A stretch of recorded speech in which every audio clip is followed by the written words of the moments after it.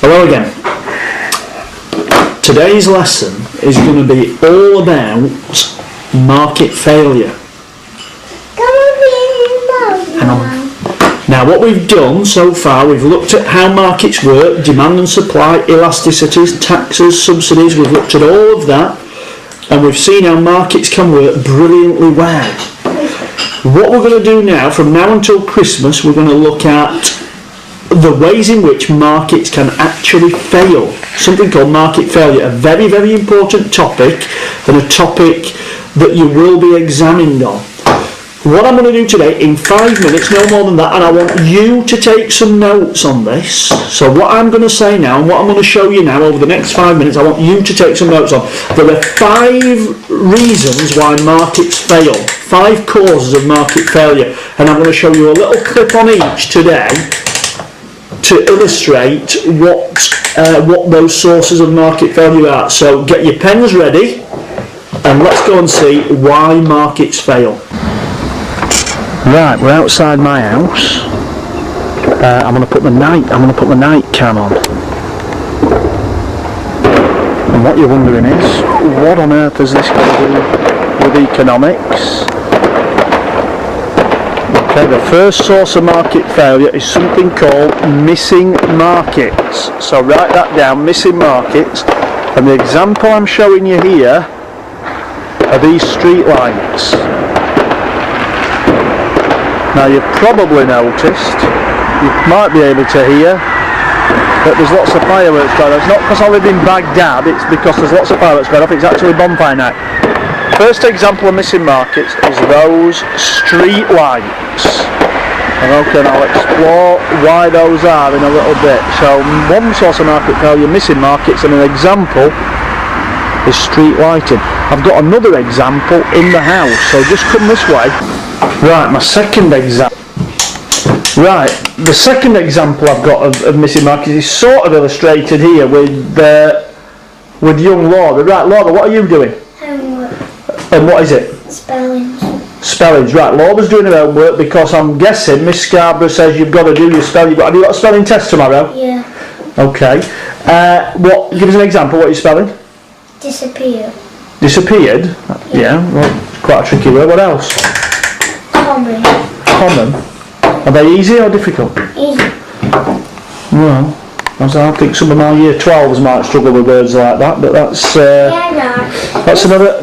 another. Right, the point is that's an example of education, and education is an example of something that might be underprovided by the market. The market might not provide enough education. You're really interested in that, aren't you? Okay, so that's another example. Millie, are you okay? Millie? Yeah. Yeah, you're okay? So, example number 1, missing markets, education, streetlights as example. What's another example? What's another cause of market failure? Let's have a look. Right, example number 2, write this down. Second example of market failure, cause of market failure, is monopoly. Now, it's not the game Monopoly, which incidentally is a favourite of mine, but it is not the game of Monopoly. I always used to like to have the car. Anyway, we won't get those out now. The cause of market failure is monopoly, because some industries are dominated by one single firm, by one single supplier. Hence, monopoly, single. Second cause of market failure is the existence in some industries of monopoly. In a minute I'll see if you can tell me any examples of businesses that are monopolies. Okay, what's another cause of market failure then? Right, the third example of market failure is something called factor immobility. Factor immobility. One about factor production, and here I've got Millie and Laura who are going to help me do this. Right, Millie, who's that you've got there? Who is that? Mr. Bunn the baker. It's Mr. Bunn the baker. Let's just have a look at him. Okay, this is Mr. Bunn. Let's have a look. You smile for us, Mr. Bunn. Okay. Now, Mr. Bunn is a baker, and he's a very, very successful. Is he a very good baker? He is a brilliant baker. Now, who's this one? Here's the baker. Oh yeah. Is this a policeman? Yeah. Okay, this is a policeman. Who's this one? Who's this one here? Fireman. Is it a okay, so this is a fireman. Now, these are all factors of production, of course. The workers, labour, are factors of production. Now, what we do know...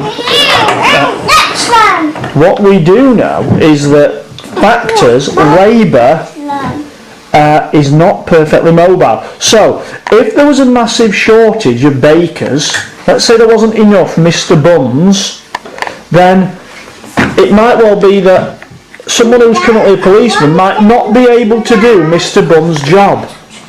If there was a shortage of brain surgeons, the NHS might not be able to fill them. Labour is not perfectly mobile, and as a result the labour market doesn't always work properly. Sometimes, like in the 1930s, unemployment can exist for a long time. Well, that's a sign that a market's not working properly. According to the theory we've done, not you two, but according to the theory we've done, if there's excess demand or excess supply, then the market will move towards equilibrium. What I'm suggesting to you is that factor immobility prevents the factor markets, the labour market, for example, working properly. Okay, so that's another example of market there. You should have 3 now. What's the 4th one? 11. Okay, right. 4th reason then. Now this is quite difficult to give you an example of, but the 4th reason is unequal distribution of income. So I want you to write that down. Number 4, unequal distribution of income. What it means is that some people get paid a lot more than others. Some people get paid a lot less than others. There are reasons for that. In itself, it's an example of market failure, or is it? We'll consider that later. Robbie, you get us that book off there. Second shelf from the top. What's it called? Go on, turn round. Second shelf from the top. The one in the middle, the ragged trousered philanthropists. Right, you bring that here. Thank you. Right, let's have a look. Now, why am I showing you that? It's a tenuous link, but a fantastic book showing just how impoverished some workers can be working for a pittance in quite a skilled job and not earning a lot of money, while the owners, incredibly rich, a very, very good book. Oh yeah, that's excellent. Well done, Millie. Okay. I would suggest that any sixth form student doing economics or politics, that would be an essential read, The Ragged Trousered Philanthropist by Robert Tressel, but it's an illustration of our 4th cause of market failure, unequal distribution of income. Right, what's our 4th and final reason then?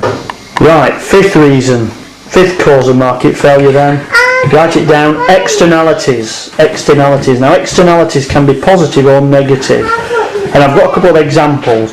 If I would have had more time, I would have gone and driven to a factory pumping out emissions to show you the harm and the cost that's imposing. In fact, I haven't had time today, I've been far too busy. But as an example, there's a headline from the Metro, the transport newspaper. Car fumes kill 24,000 a year. That's an example of negative externalities. Yeah, those car fumes, if you drive, your car fumes are killing other people and imposing a cost on the NHS. That is a negative externality. Now, with a bit of luck, and with it being the 5th of November tonight, I should be able to pop outside and find an example of positive externalities. So let's go and see if we can find an example. Right, so come outside. You might be able to hear that there's loads of fireworks going off.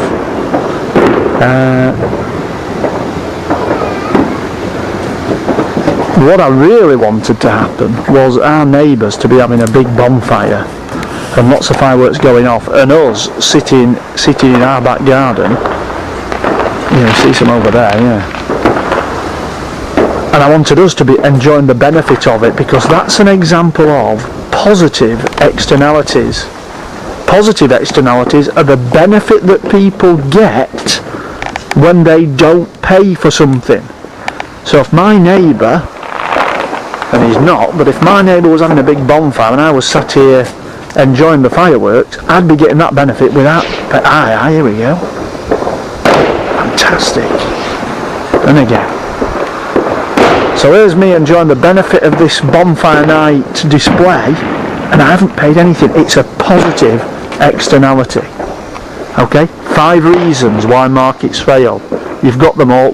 We'll explore them in a bit more detail.